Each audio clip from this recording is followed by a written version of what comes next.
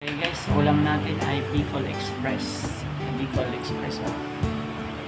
Kaso lang hindi maanghang, hindi ko nilagay ng anghang. Shoutout sa lahat guys. Nagpang tayo ng Bicol Express natin na niloto.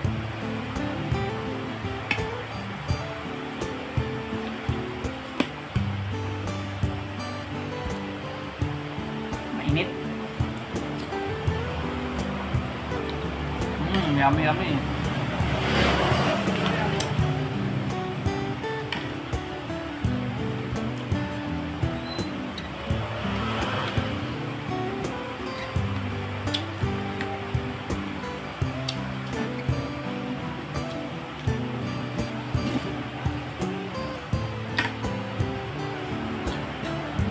Kain, kain.